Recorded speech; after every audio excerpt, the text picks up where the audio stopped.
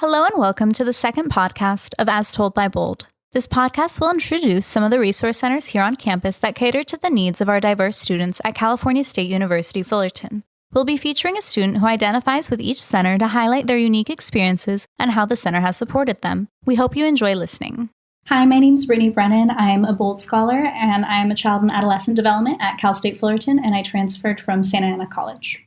Hi everyone, my name is Sherry Salama and I transferred from Irvine Valley College and I'm currently majoring in civil engineering with emphasis in architecture here at Cal State Fullerton. Hello everyone, my name is Lillian Nguyen. I'm a transfer from Orange Coast College and Coastline Community College. I'm majoring in public health and minoring in Asian American Studies. Today we'll be discussing with Lillian the Asian Pacific American Resource Center and some of the identities that she has that connect with that resource center. So tell me, Lillian, where did you grow up? I grew up in Garden Grove, California, where it's predominantly a Vietnamese community, born and raised. There? Yeah. Right, awesome. Okay, so how has your upbringing impacted your education? I know that because my parents came in 1992 after, the Vietnam War and stuff, I know that they themselves didn't have opportunities to an education. And so coming over here, they worked really hard to provide education for me. And with that, I really want to do my best in education to make them proud and happy. So Lillian, how did you decide to go to college and why is it important to you to pursue a higher education? What I know and what most people know is that having an education will allow you to better navigate the systems and to better navigate your society and to provide for your family and to really use what you know to apply it to giving back to your communities. So you think that higher education is necessary for you personally in order to get where you want to go in the future? Mm-hmm. Awesome. And then why did you choose a community college instead of a four-year university when you started out in college? I actually didn't choose community college. I, being an outlier, failed math in high school. And so happens. So community college wasn't an option at first until I got rejected from Cal State LA. And so I opted out for community college so that I can still continue to learn, even though I had a setback. Yeah, I mean, we all have setbacks, but I'm glad that you still decided to continue in your education. And then do you feel that you grew up in a household that valued education? Definitely. Because my dad, in his work, he's been at his company for about 20 years or so. Mm-hmm. He has like a technical certificate, but that doesn't allow him to advance or anything like that. And so he's told me to be with them, to be with the higher ups, you have to be better than them. Mm-hmm. And so it really puts it into perspective to really push me to pursue a higher education. So it's helped you coming from a very hardworking family that also values education because they've seen what an education can do for you. That's awesome. Mm-hmm. And then how did you feel about that decision to go to community college? Do you ever feel like there was stigma or that people looked down on you because you went to a community college? I feel like the pressure for me was a lot harder being first generation and I'm also the oldest. And so I was expected to be a role model or create some steps so that my younger cousins and siblings can follow along. So that's why I kept trying, even though it was pretty hard. Yeah, I think you sort of answered that question, but was there anyone else in your life, maybe teachers, friends, neighbors who also pushed you or really encouraged you to go into higher ed, or was it mainly just your dad? Yeah, it was my dad, my mom, my grandparents as well, and also my mentor at Coastline Community College. I was part of the Intercultural Resource Center, and they had this mentorship program, and so she helped me. Her name is Luis Bonua. She's Tongan, even though we're not in the same ethnicity. We shared very similar goals and very similar values. And so she really helped me decide what I wanted to do with my career and my education and stuff. I'm really glad that you had someone who is influencing you to do that. So, Lillian, can you tell us the different identities that you have? Well, I identify as Vietnamese, American, a woman, person of color, daughter, granddaughter, sister, and yeah. How do you think that they intersect? I feel like my identities really influence how I want to organize in my community and what I want to do to give back to my community.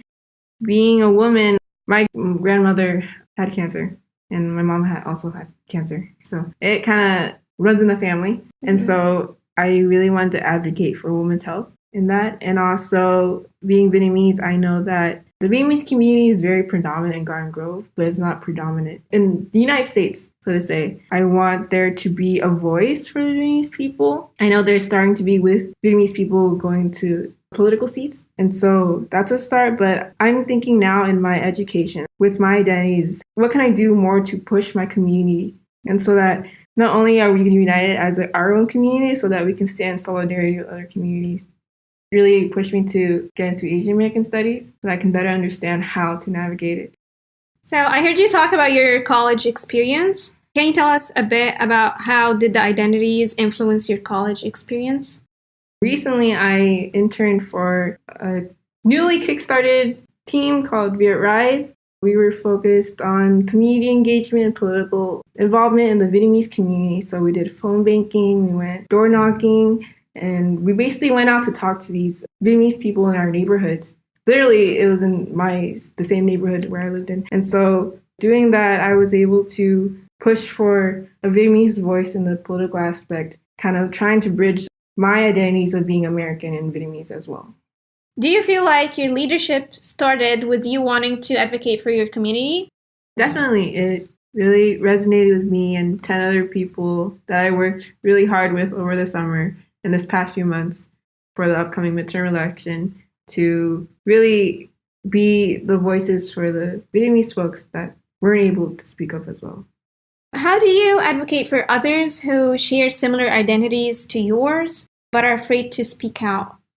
First, ask for consent, because some people might not be comfortable with being able to speak out because they're not in the same positionality as you are. So the first thing is to get consent. And second, you can say, hey, I know this might be scary, this might be very overwhelming, but I'm here for you. I will speak up for you. I will be there for you so that they don't feel like they're alone. What did you feel like was the most challenging aspect of transition from community college to Cal State Fullerton? I guess you can say going to college is like learning how to swim. Mm-hmm. Community college is like doggy paddling. It's like the basics of trying to keep afloat. But going to Cal State Fullerton is like when you start picking up your own strokes and you really start swimming at full speed. So you feel like you have now the skill set that you need for you to be like a full-time student, doing a great, like going for the grades that you want. Mm-hmm. Going to community college really helped me time manage. It really helped me figure out what classes was better for me. Was morning classes better, night classes better, how my note-taking style was, how to communicate with professors to see what I can do to do better in classes, what can I improve on, what do I need work on. So tell me, Lillian, as a transfer student, do you feel a difference navigating between community college and Cal State Fullerton? Yes, I definitely felt a difference after transferring from community college to Cal State Fullerton, because during the transition period, while I was doing my internship, I definitely learned a lot about how the systems were and how the institutions really reinforced the model minority myth, which basically says Asian students have to really pursue STEM careers, science, technology, engineering, and math careers. They have to be straight A students. They have to fit this mold. And I feel like that's very perpetuated in our community at school, and that students are just going to school just for school. Because a lot of students in my Asian American Studies class are just taking it for a GE, and they're very apathetic to these issues that are going on, that have happened to our communities and that are going on in our community. Do you ever feel marginalized or stereotyped on campus here at Cal State Fullerton? Yes, I think I'm expected to be excellent. I was also trying to join this club that aligned with my identities, but after joining for about a week or so, I saw that there were a lot of students and I was pretty overwhelmed. It was pretty exciting too, because I got to meet a lot of people. However, after a week or so, what their goals were didn't meet my goals. And I felt like they can do much more with their large bodies so that they can serve their communities better. So what are some of the expectations that you had from these clubs that you would like to see in the future? Maybe more community service, doing food banks, because there are a lot of Vietnamese homeless people who we can help. There are a lot of different identities that people have that we can help with. I feel like they can also help with getting the Vietnamese people coming out to vote, because my team only had 10 people and we could definitely use a lot more people to talk to a lot more people to get them out to vote. I feel like they can do a better job with Vietnamese people in our community together.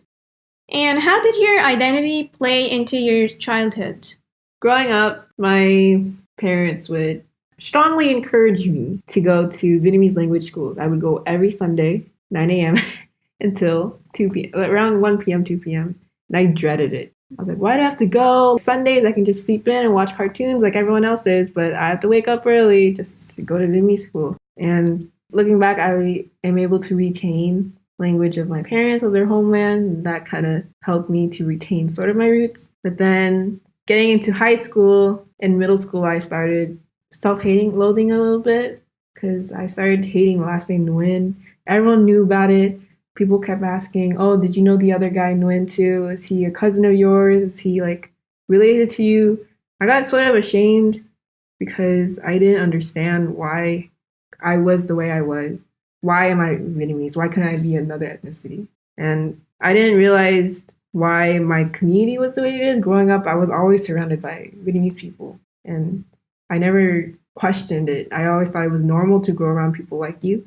But it wasn't until after high school, once I started community college, I think I would just say recently, that I started to really be more proud of who I am because of learning of my family's history, how they got here, to really understand how my people, my community, were so resilient, were so powerful during the Vietnam War, and even to this day. And I guess I'm really proud of the last name Nguyen now.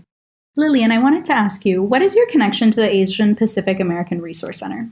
I guess it would be technically a second home to me now. After class, between classes, I'm there for my lunch break. I'm there to do homework. I'm there to meet people. The center is literally a safe space for me where I can just relax. So is there like anyone in particular that you really connected with there? Like anyone that works there? Or is it mostly students or... The first person I met was Jacob, the first week of school. He's like, yeah, come on in. You can come and hang out here. And after that, I just stayed there. The first week that I also taught a student how to play Mahjong. And then that became a thing. So now I teach Mahjong on Mondays for other people who want to play too. Cool. So what is Mahjong? Mahjong is a Chinese poker game where you collect tiles and you pass it on with each other. But it's also another community in itself, but it's really fun to play, and it's really fun to teach and meet people while doing it. Is there anything that you'd have to say is at APARC that you really don't see anywhere else on campus? What is unique about APARC that just draws you to it? I think it's just APARC. The Diversity Initiative Resource Center itself is definitely an echo of what everyone wants to envision of our communities, where, you know, even though we all have our own nuances, we're still there partners with each other. We're still willing to stand in solidarity with each other, even though each enclave has its own smaller enclave. So do you mean like by different nationalities, or what do you mean by that? Okay, very cool. So there's people like, let's say someone can be from like the Philippines or from China, or how you're Vietnamese. And we do a lot of like culture exchange. We would ask like, hey, what's that? Like people would tell us, oh, this is what I have at home, or that smells really good. I've had that before. Food is the best way to learn about culture, right? I think APARC had free banh mi, Vietnamese sandwiches. And people from all over, from the other centers came over. They're like, oh, that's so good. Now, I was really proud to hear people be so in awe of something that I've had every morning because my grandpa would bring them home. Nice. Yeah. That's awesome. So I also want to ask, what do you think motivates you to stay with APARC? I know there's a lot of other resources on campus or places where you could study, get lunch, whatever. But what is it that just makes you really want to keep going there? Staff's very welcoming, and all the workshops and all the people that are there. Would you say that you're able to use the resources that the center offers? Yeah. Just this past couple of weeks, they had an academic advisor come in. And so then having an advisor come to the center so that she can talk to students was very helpful. The workshops, all the other activities that they provide really helps me to solidify what I want to do with my education. Oh, that's awesome. I'm really glad that they're able to support you in that way. I know And sometimes it can be really hard to find advising and it's difficult to schedule appointments, but I'm glad that APARC's helped you to do that. So what would you say to students who are transferring next semester? I would say, despite all your hard work, all the blood, sweat, and tears, the countless nights you all stayed up for tests and studying, that you made it, but also that this is not the end of your journey. It's just another chapter of your life, and just to keep on doing what you want to do. What advice would you give those who are coming after you? I would encourage people to definitely try new things, to get out of your comfort zone, to really meet new people, to really experience a lot of things, because not many people know. If you stay confined to your room just to study, just to sleep, just to eat, and that's it, you're not going to really experience much of the world. You're not going to really know much, and you're not going to build the meaningful relationships that you're supposed to build when you're in college.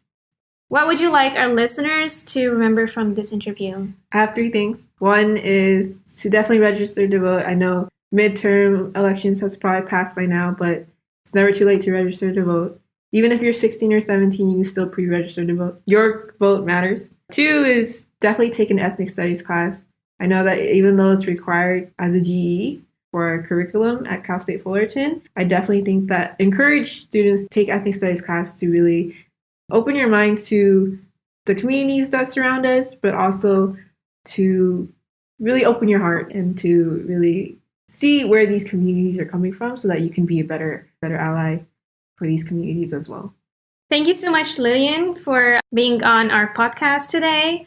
You shared with us your educational path and the different identities that you have and how you found support at Cal State Fullerton. We really appreciate it. And I also just want to thank you, Lillian, for coming and speaking to us and being very open about some of the issues that are faced by our community. And I think it's only by highlighting and being honest about these problems that they can be resolved. So thank you for being so bold and brave and actually getting out there and encouraging the people in your community to do something about this. Today we'll be interviewing Tal and we'll be discussing their experiences as an LGBTQ transfer student here at CSUF. My name is Brittany Brennan and I am a child and adolescent development major who transferred from Santa Ana College. My name is Tal. My major is Human Services and I transferred from Irvine Valley College. So Tal, can you tell me a little bit about where you grew up and how that impacted your education? Yeah, so I spent most of my life living in China. Half of that was in Hong Kong and the other half was in Beijing. I think going to international school for most of my life in a foreign country really impacted my education because I was surrounded by people from all over the world in my school and of all cultures and ethnicities. And I think that it really helped me become more open-minded. And it was really cool because I got to hear stories from them about their experiences living in different countries and being different, like culturally. That's how it impacted me. Thank you for sharing that. I think it's really interesting to see someone who had such diverse educational experience from early on. I also wanted to ask how you decided college was important to you and why you decided to start off at a community college instead of at a 4-year university. This is an interesting question for me because I think from a really young age, I always knew that college was really important because in my family, we're Chinese and just in the culture, I think education is a really important value. So I kind of adopted that value from a really young age. And it was never not an option for me to go to college. Luckily, I always wanted to go to college. So I always kind of had that drive and that goal in mind. And I always saw it as something important to pursue higher education to get where I wanted to go in life. And I think just being around family that was really high achieving and intellectual, I always really admired them. And I wanted to follow their footsteps. The reason why I chose community college versus going directly to a 4-year university is honestly because I just started having some health issues and community college was a lot more manageable for me at the time to deal with those health issues. And I'm actually really grateful that I went to community college because I wouldn't have ended up in the human services program here at Cal State Fullerton had I not gone to community college, because it was actually at community college at Irvine Valley College where I learned about human services as an option, and it was an academic counselor who recommended that program for me. So I'm sure you're very grateful to that person in your life, and I'm glad that they were there for you.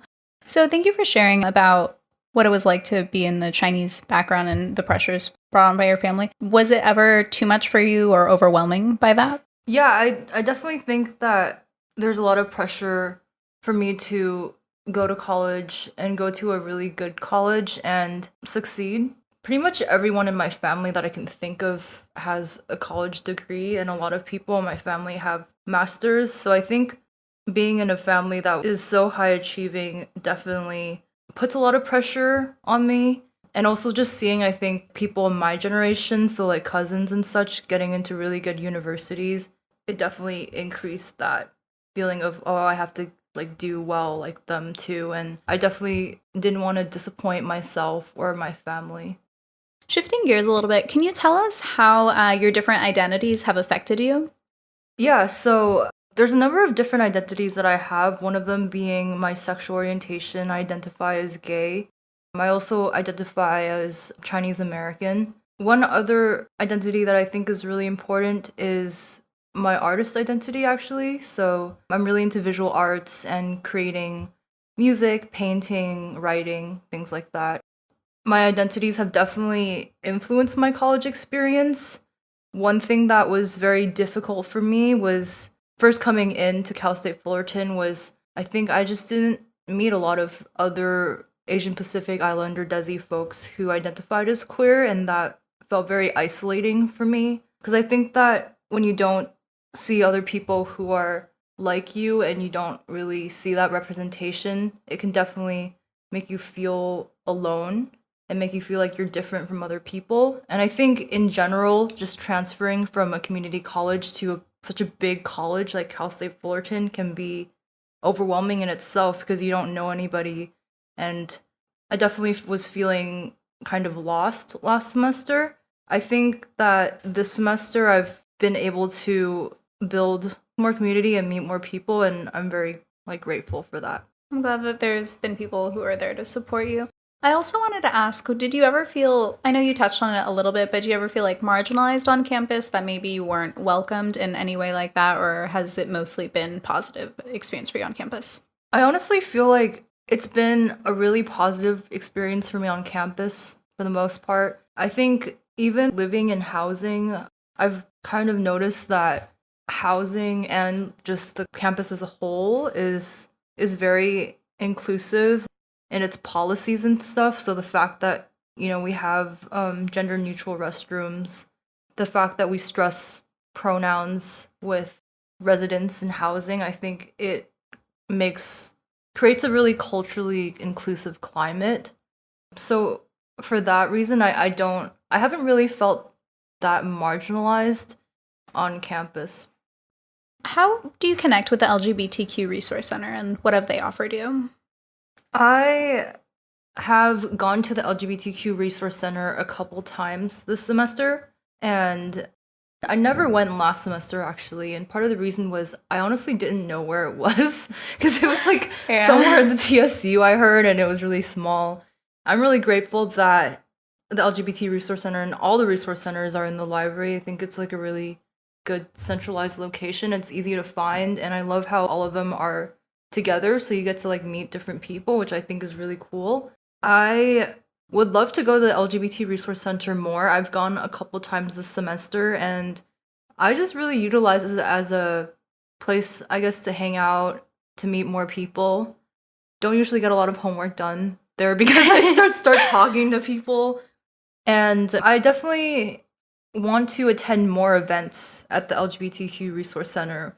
I do want to talk about one event that I recently attended. It was actually an Asian Pacific Islander Desi LGBTQ potluck. That was a really cool event for me to attend because usually I don't think that my ethnic identity and my LGBTQ identity intersect. So it was really cool to have that intersection and meet other people who are like me in that regard. And I think that it kind of helped me feel that sense of community. Awesome. And lastly, to close, I wanted to ask, what would you say to those who are transferring next semester? Is there any hope or any advice that you'd want to give to them? There's definitely hope. I'm glad. There's definitely hope.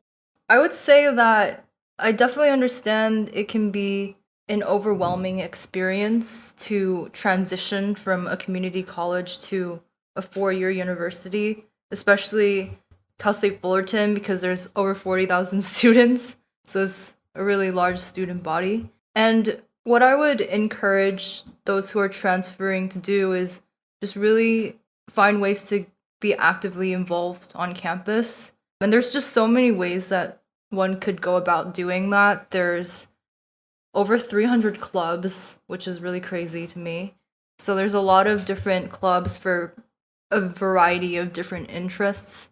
And there's also a lot of, just even with the recreation center, one thing that I like to do is rock climbing. So I'm glad that I discovered that, and different internship opportunities, different programs on campus. So there's really a lot of ways to get involved. And I think that when you do get involved, it kind of opens doors for you. It can enrich your college experience and help you feel that sense of community and feel less isolated, because that's something that I mentioned that I was struggling with my first semester. And last question, what do you want your listeners to remember from this interview? I would like listeners to take away that I think every single person has multiple identities. I mean, I mentioned that, you know, my ethnic identity and my LGBTQ identity are both parts of who I am, and they're important.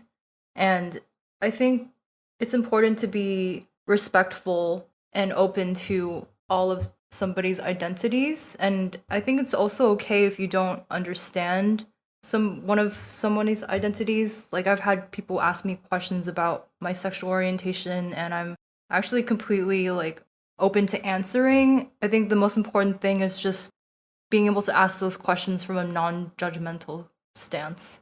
Thank you for sharing that, and thank you for being with us today. Thank you as well. All right, so here we have Iris. Can you tell us a little about yourself, your name, major, and what college you transfer from? Hello, my name is Iris Ranquel, and my major is sociology, minoring in Chicano and Chicana studies. And the community college that I transferred from was Fullerton College, which is not too far from Cal State Fullerton. And the city that I grew up in was in Anaheim, which is 10 minutes away from Cal State Fullerton. How did your upbringing impact your education? My upbringing has to be seeing both of my parents work hard and having the doubts at the end of the month and making ends meet. So I've been a self-motivator to continue striving towards my education, especially because I have a younger brother where he's indecisive in going to school and not going to school. So I always try to be that example for him. You talked about how you're trying to be the motivator in your home. Did you grow up in a household where college education was encouraged? I grew up in a household where college was and wasn't encouraged, mainly for the fact that my parents don't really, till this day, don't really know the actual steps one must take to graduate. I remember when I was going to graduate from Fullerton College, they thought that was going to be the big day that I was going to graduate, but it's like, no, I still have a long way to go. So by how I mean no, that hasn't been encouraging is because I know I have my parents there to encourage me, but it's kind of sometimes sad that they don't really know the steps. Just know that I have them there to encourage me. Now that you talked about your college path, how has it impacted you, knowing that you had to find the resources on your own and you don't have anyone to really guide you? So my educational path has been quite a road because, yeah, like you said, I've had to navigate my higher education. No, I'm not going to say by myself because I feel like I've grown to find my voice and ask for help, mainly because of professors that I've met along the way, and especially for the fact that my first semester here at Cal State Fullerton, I studied abroad in Guadalajara with Professor Dr. Jeffries. We went to the UDG, Universidad de Guadalajara, and we took classes in La Universidad. It's called the Migration Program there in Guadalajara. So that really impacted my educational path. Why did you choose a community college versus a 4-year university when you started your college education, and how did you feel about that decision? I chose a community college versus a four-year university mainly because I had no other option than to go to a community college if I wanted to pursue a higher education after graduating high school, mainly because of my GPA. I wasn't that 3.0 student, 4.0 student. It wasn't a 1.0 either, but it was a 2 point something. But even at home, being the oldest, I didn't really have that talk about college. Just in academia, I wasn't that scholar student. So I just knew that I had to go to college after high school, and community college was the only option I had. Did you feel a stigma when you chose community college? I did, and to this day, I feel the stigma of being a transfer student. It's like I have peers in classes and like, oh, you're a transfer student. Oh, okay. Like, I don't know. It just sucks. Honestly, it sometimes sucks because I feel like that's a title in my forehead or something. And I feel like it's not right. It's not right for transfer students to sometimes feel down, because I know me and being my first semester, I felt that a lot. I felt overwhelmed at times, and it's overwhelming. Just a catch-up game, basically, at times. Did you have a mentor while you were transitioning, or just in general? I didn't have a personal mentor, but I did go a lot to my EOPS counselor in Fullerton College. So I found guidance within EOPS. Did you identify with that guidance with EOPS, or? I did. Honestly, if it wasn't for EOPS, I wouldn't be here. They helped me pay for my graduation applications. They helped me set my educational plan within Fullerton College. They really guided me, yeah. What was the most challenging aspect of transitioning from a community college to Cal State Fullerton?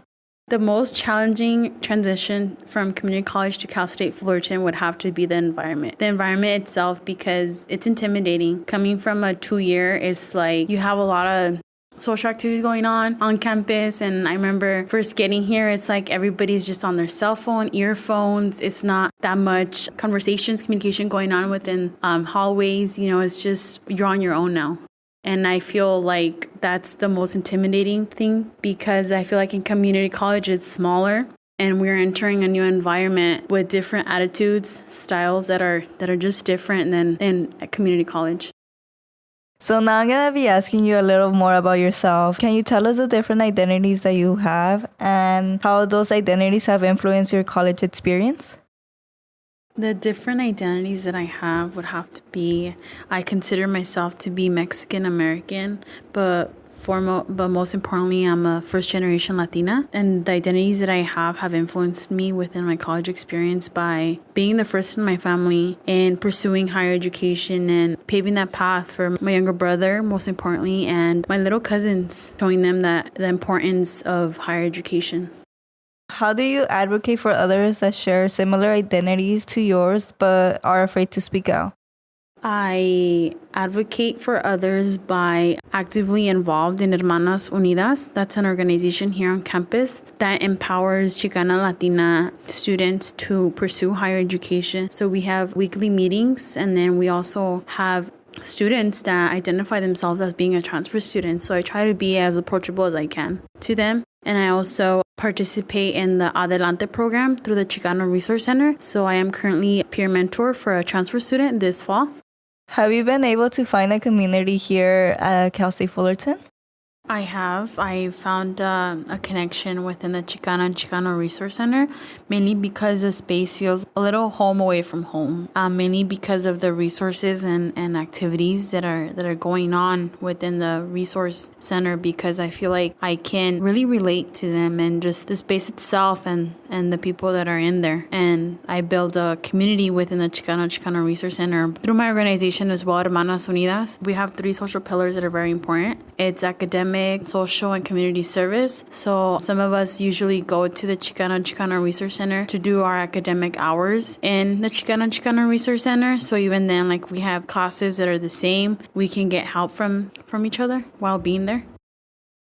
What motivates you to stay connected to Chicano Resource Center? What motivates me to stay connected to the Chicano Resource Center is that I feel supported while going in there. And just, I think the staff itself, the people that run the CRC, the Chicano Resource Center, once you go in, it's like, oh, hi, like, they're very approachable when people go in there. What would you like to say to those who are transferring next semester? For those that are transferring next semester, I'd like to say that it's very important to stay organized and to stay focused, but most importantly, not to procrastinate. I know it's easy to say, but hard to do, honestly. And also to have fun, but know how to prioritize your academics. What advice would you like to give those who come after you? Being a transfer student, I feel like it's always important to know your credit count because you don't want your graduation date to be extended to the date that you had in mind. And also to meet with your major advisors, get to know your professors and go to their office hours and actually make an effort in going to the professor's office hours and getting to know your professors. What would you like listeners to remember about this interview? Whoever's listening, I'd like for you to remember to always ask for help, even though if you're shy or you feel some type of way, like let your ego go, and just ask for help. I know it's hard to be vulnerable, but I feel, being a transfer student, and sometimes people are going to guide you a certain way. And it's like, what if, maybe doors are going to be shut, but it's okay to ask for help. Thank you, Edis, for coming and sharing your story with us. We appreciate the time you took out of your day to speak to us. No, thank you for giving me the opportunity and letting me share a little bit about myself. And I want all transfer students to know that their voice matters and their voice is important. Thank you for showing your support by listening to our podcast. If you resonate with any of the speakers during this podcast, let us know by leaving a like or comment and share your story. Our upcoming podcasts will continue to explore more campus resource centers and introduce more students to learn about the centers that have supported them. Tune in next semester. Good luck with finals, everyone!